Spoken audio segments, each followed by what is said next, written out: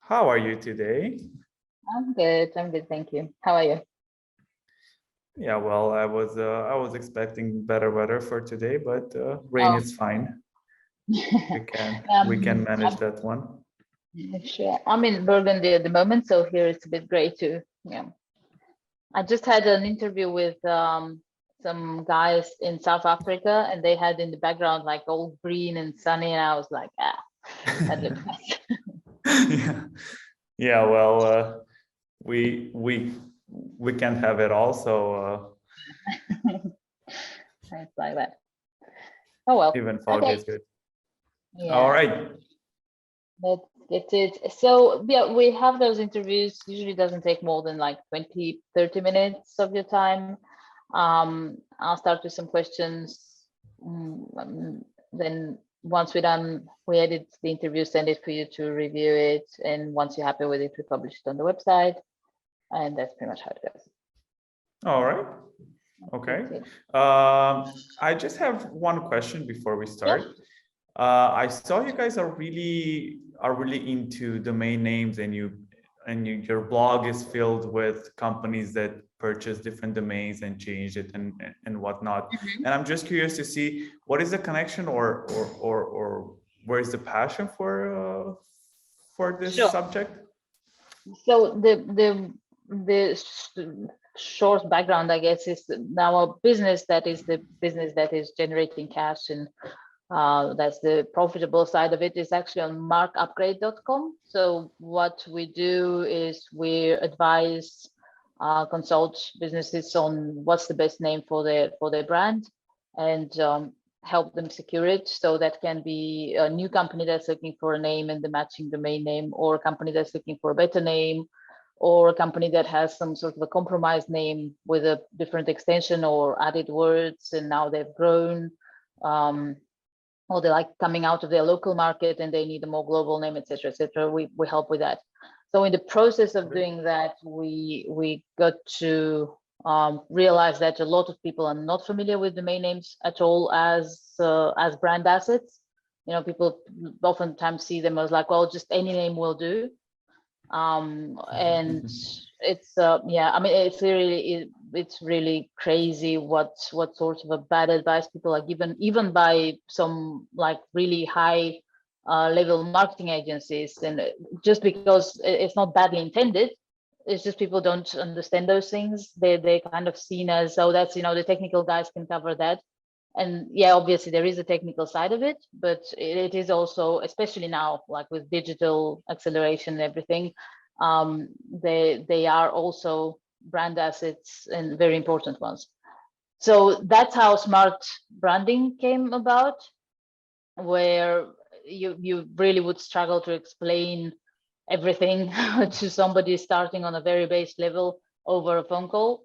And it started as initially a blog on our website, and then it just got so big that, and also we didn't want to just limit it to people that we talk to. We wanted it to just be available to anybody who wants to learn more, improve their brand. Then we started the interviews, which has been absolutely great, because I'm talking to people. You can see the interview section, we have quite a bit already, where we discuss with people about the brand stories, naming stories, and generally about their business. It's not always focused just on domain names, but yeah, we're trying to put all that together for people to get a better understanding of how to build strong brands, and domain names is part of that. All right. That's a pretty awesome story, and I'm glad actually the whole domain names thing from a small blog came to this. I mean, it's funny to find out that people don't really care about domain names, or even the change from .io to .com. It's something important, and well, we've seen how much more expensive it got. Having a .com seems more like like a special thing to have rather than something that people were used to. But I mean, after the whole domains open from .com or .uk to whatever you can think of. Mhm.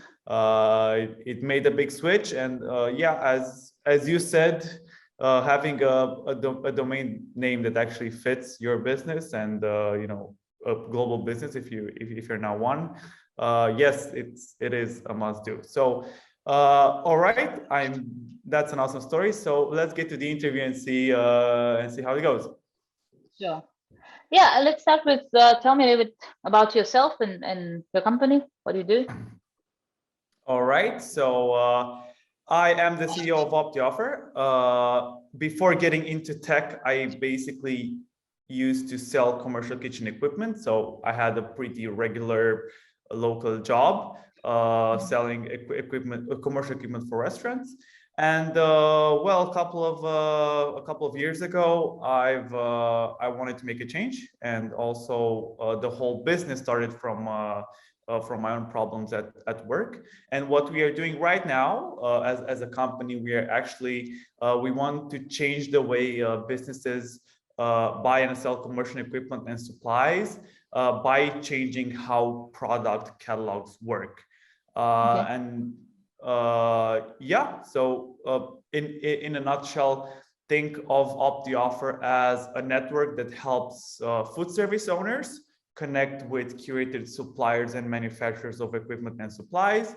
And at the same time, suppliers and manufacturers connect with each other to create some sort of like a business hubs using our technology that we call e-catalogs to manage the, you know, deals, configure products, and do business together, basically. And in the end, the point of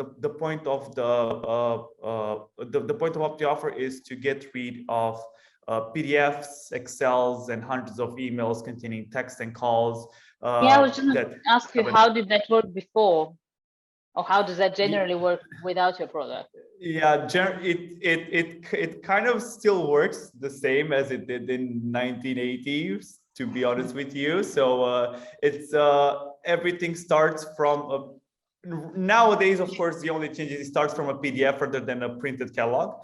But it's a PDF is basically the digital version of a printed catalog. But you know, for commercial equipment, those are highly customizable, highly specific equipment, and it's not like you know, like a laptop that you can just you look it up and you buy it. It's more complex, and the sales process is a lot more complicated than you know, usual e-commerce, let's say. And you know, this means that everything from the manufacturer to distributors to resellers to end customers happens with PDFs, Excels, lots of Excels, you know, orders and whatnot, emails, text, WhatsApps, Telegram, whatever you can think It's of. kind of all over the place, yeah. It's all over the place, and there's not one network that fits this kind of how can I say it? This kind of business. And well, we are trying to create that. It's not an easy job, and it's not you know, B2B is usually closed, and not a lot of folks are open like in social media. Businesses try to protect themselves, and opening up sometimes seems counterintuitive, but you know, actually it helps. As we saw, for example, in e-commerce, the way it exploded is basically you know, the whole market opened up to the whole world. It wasn't just a brick and mortar store going inside. You could browse, configure, and buy everything online. And the commercial equipment side, it's still in its shell, and we are trying to break it and just open it up to anyone, basically, because you never know where a new restaurant owner might come in. But if you, for example, Tatiana, were to open a restaurant and try to find your equipment for that, well, if you ever think of it, well, it's gonna be a really rough ride to get to know and buy these equipment. Even if you have the money, it's not easy to buy the Oh equipment. no, I actually, you know, the funny thing is, years ago, I used to do the marketing for a restaurant chain. And even though it wasn't directly my job, eventually I actually got involved because like every time they would open a new location, you would have to order everything, you know, that goes with it. And it's like they obviously, like in the best case scenarios, they had people that they've worked with before, but you know, you don't open unless like you're super rich, I don't know, and successful, but you don't open new outlets every month. So sometimes there's like 2 years or 3 or more between one and the other. So those people have either like changed, moved on. There are better options on the market. You want different things that they don't offer anymore. So I actually got involved not because it was my job, but because it was like such a mess to try and find everything, and we had to deal with people from abroad. So my colleagues that were handling that, they couldn't even communicate with them. It was just like crazy. It was a mess. Yeah. Yeah, that's true. So you actually had one of these experiences, and it's like this. We thought at first it was only in our country. We are originally from Romania, but then we slowly opened to the world, and basically it kind of is the same. We haven't experienced, for example, the United States that much, but in Europe, yes, it's a rough situation, like the one that you described before. Well, not only that, I think the chain I was talking to was in Bulgaria actually. So, and they were importing a lot of it's a commercial kitchen, is that what it's called? Like a restaurant from Italy. So it's already very globalized. Yeah. Exactly. And that's actually things that I have no idea. Like I haven't looked at your software on the inside, but that is, I'm assuming, something that you could even incorporate, where you would add people with connecting with other people and sort out even the communication for them, like the translation and logistics. Yeah. That's exactly what we're doing. I mean, regarding data, you are buying in Europe, for example. Italy is probably the biggest manufacturer in commercial kitchen equipment, everything from ovens to gas ranges to whatever. They're crazy about it. And getting the data from Italian to, I don't know, Romanian, Bulgarian, whatever you can think of as language, and fixing, I as a restaurant owner want to buy from this brand because I like it, and I worked with it before. Getting to that manufacturer or that specific distributor is a tough job, and we are trying to streamline everything. So if I want a brand new commercial kitchen iPhone, I can get it in 10 minutes, or at least open a discussion so I can purchase it, basically. Cool. How long have you been doing that for? Well, I sold equipment for 2 years, and maybe 2 to 3 more in business development. So I saw firsthand, how it is to work with the restaurant owner as a reseller, and then me trying to find new manufacturers or new kind of equipment from other places. So I happened to navigate the whole supply chain, and that's when it hit me that there's something missing. There's something that needs to be fixed, because it was horrible. It's extremely hard to work, and to communicate with all these people and find data about products and catalogs and brochures and pictures and whatever you can think of to make a business successful. It's hard to find. So it's literally the best way to do it. I think, like, I had a tiny experience with that, and obviously, like, you can see there is a problem and it could be potentially done better, but no way I could have come up with how. I mean, you literally you saw it from the inside, from both sides as well. Yeah. How did you come up with the name? What was the process like?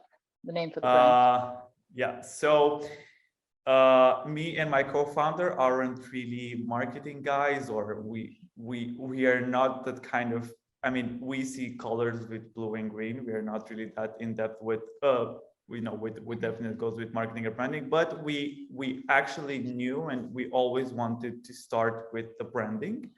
At first we've had the branding done by some guy on Fiverr, which didn't really satisfy us at all. So we actually found a really nice brand strategist from one of the bigger cities in Romania, and she, by the way, 3 years later, she is co-founder of our company as well. She's a late co-founder, so our roads intersected. But yes, she worked as a brand strategist, and we kept the name. So Opti-Offer was the first one, which basically we thought it was cool, but it's the optimum way to offer your products to the market. That's what we are trying to push. And at first she suggested we change the name. We kind of refused to do so. I'm not sure if that's a good decision or not. So I'm not sure if that's a good one, but we were happy we got the .com domain as well. So we were pretty sure with the name, and then she helped us do the whole visual changes, the colors that we need, the fonts. I learned so much stuff regarding branding that I didn't even know existed. But she's helping us keep everything on track, making sure that the app stays within the brand, the website stays within the brand, social media presence is within the brand, even the colors from our pictures is within the brand. So we didn't know this, but with her help, with her continuous help, we are actually learning, and I myself learned a lot. And I can right now do Instagram pictures on myself and just modify them so it fits our brand, which is I actually, do you know what? I actually noticed that on your I think on the announcement for your funding, there is a picture, and I was like, oh, that's all nicely, like with the colors and the blue. That's, do you know what I mean? It does catch your eye, even on subconscious level. It does make a difference. Yeah. Thank Nichita, by the way. Her name is Nichita as mine. It's a bit of confusion around the company, but yes, she's the one that helped us realize this basically, and just say, hey, you need to be careful with this because it matters. Exactly. No, that's the thing, and I oftentimes see that it's a very sadly similar story with startups, I guess, go through those stages of the name doesn't matter, the brand name doesn't matter. If the product works, it's okay. Then it's like the domain name doesn't matter, the visuals don't matter, the socials don't matter. And the problem with all of that is that people think, see, we're doing okay. It's like you don't have a way to compare.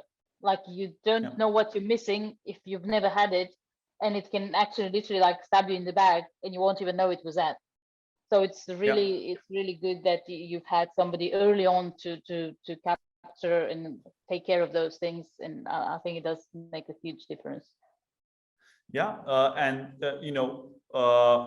regarding branding, we actually at the company that I worked before selling the whole kitchen, they tried to do a rebranding after 15 years or so, or 10 years of existence.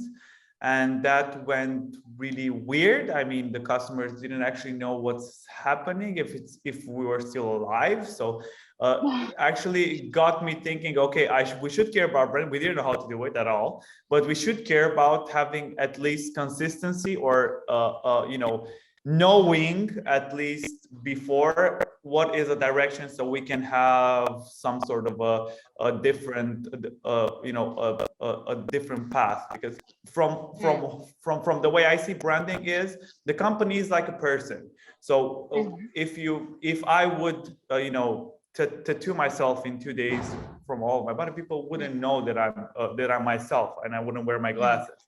And branding, from what I can see, is basically how the company looks in the whole population of other companies, and how others can recognize and know and feel that this is Tatiana, this is Nichita, basically this is the smartbranding.com, this is Opti-Offer. And not doing it from the beginning means that you probably are the best runner, but nobody knows how you look, how you talk, how you feel. So even if they would see you on the street, they wouldn't know who you are. Absolutely. And that's very good press, it's good that you can run fast, but if nobody knows who you are, then well, it's not the, you know, the whole impact that you would like to have. Yeah, it's that it's wasting all the other efforts as well. It's draining all the other efforts, and it kind of doesn't, like, why would you do that to yourself? It just doesn't make sense. Yeah, absolutely. You are based in Romania, you said, and your target audience is what? So we have two sides. We are kind of a marketplace. So first, food owners, from, you know, cafe owners, restaurant owners, food truck owners, every you know, people that own a food business are the demand side of our platform. And then we have the supply side, which is you know, can be resellers, distributors, or manufacturers of commercial kitchen equipment. Depending on the size of the company, you know, resellers can be a one-person company, distributors 50, 100 persons, and manufacturers, well, manufacturer kind of needs to be a bigger company to make sense economically. So it's a split, but let's say the demand and supply, food owners and suppliers of commercial equipment, the simplest way to explain it. And you can work across Europe? Sorry? You work across Europe, or in terms of geography? Yeah, no, actually, we are focusing on the entire Europe. Of course, we started with Romania as it's our home country, but we are actually right now in full-on speed moving towards you know, trying to cover the whole Europe, and that means, you know, opening to thousands more supply and demand companies, which is not really easy. And you know, in Europe you have tens of different languages that you need to take care of. English is a first good step, but then you know, a restaurant owner from a small village, maybe he doesn't talk English, but he is you know, a very good customer. And again, a manufacturer from a small village in Italy is another good supply side customer. So it's hard with Europe regarding languages from our point of view, but at least we don't have differences in the way businesses go. Yeah, cool. That reminds me of another startup that we have an interview with, actually. Rephrase, I think. I'll send you the interview after that, because that's exactly what they're doing. They're translating software into different languages, because that's a problem I think many people are having nowadays with globalization, obviously. And especially, yeah, it's one thing to translate a document, another thing to translate a, you know, a whole ecosystem of software. So that's a different thing. Yeah. And yeah, I mean, that's pretty cool if they could solve. I mean, we have highly technical equipment, so translating it even from English to Romanian sometimes is hard for me. If it, yeah, it's weird. You recently raised. Go ahead. Yeah, no, it's fine. Yeah, you raised funding recently. So how was that process like? Well, we kind of did. I mean, I first started without actually knowing. So I like trying new stuff and getting out of my usual day. And I entered a contest that basically said pitch your idea and see where it goes. So I pitched my idea, and it actually went to a 50,000 euros funding. It was at first a 15-minute pitch, and after that we had 3 more meetings or interviews with the jury and other, you know, jury that contain other tech and entrepreneurs. And yeah, so I mean, from my point of view, it was luck and, you know, good timing as well. Entered the contest, did the whole process, and ended up with 50K. And right now we are redoing we first started. The 50,000 euros are pretty good money, but you know, in tech, it's not really that much. I mean, a good developer highly exceeds that sum a year. But it got off the ground and actually helped us cover a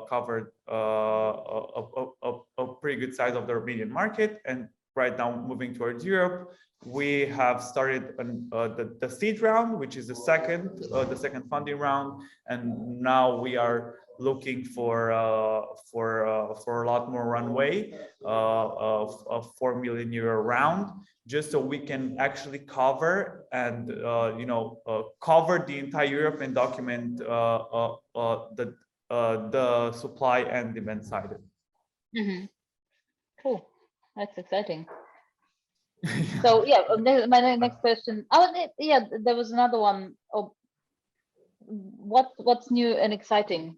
So outside of obviously like you're raising funding and expanding to Europe. What's new and exciting? You mean in our company? Yeah. Yeah. So we are actually excited to Nichita, the brand strategist and the designer. Actually, that's our exciting new story. Is that she likes working with us so much, and she likes the company and the idea and what we want to do, that she is in for being a co-founder, which is a big difference from being an employee, a contractor, how you want to call her, to being a co-founder. It's a lot more responsibility, and it didn't came from us. She was the one that said, I want in, and I want more than I want more than money. I want skin in the game, which proves that what we are doing, at least internally, is good. Well, yeah, of course, that's very. I mean, that's somebody. There's not like it's not somebody you pitched with a good presentation. It's somebody who's really in the company and they see how things are going, which is very important. Yeah. Yeah. Okay, well, I think yeah, let's cut it here. I'm sure we can talk a lot more. I was having like other ideas, like what else can you add in the future to because I was in software development at some point, so I'm having all those. Oh, if you offering, like kitchen supplies, why not decoration and other things that when somebody's offering a restaurant, they need other stuff. It's like, no, leave that. Yeah, because I mean that would be awesome. Yeah, and it's a long-term game, but I mean the suppliers themselves can register for free and add their products. So if there were a company that would see what you are seeing right now, and they would sell decorations for restaurants or stools or whatever you can think of besides equipment, they could actually add it themselves and do it. Yeah, it's open, so we don't put in any pressures on that. But yeah, I mean that's the whole point. You want to open a restaurant, you want equipment or supplies. There is one place that will help you connect with manufacturers, distributors, or resellers based on your needs and budgets, and a lot of transparency going on. So you will know how much your equipment will cost. It will not be a surprise for you when you get a quote. But yeah, that's that's what we are trying to do. So if you have any friends that want to open a restaurant in Europe, just make sure to tell them to check our. That's I mean, my whole experience around that and questions I had in my head come from that. I'll definitely recommend you. All right. Well, all right. Thanks a lot. Thank you very much, Tatiana. Let you go and have lunch, and I'll send you the interview when it's ready, and we'll take from there. All right. Enjoy your day, and talk to you soon. Thank you very much. Thank you. Bye. Thank you. Bye-bye.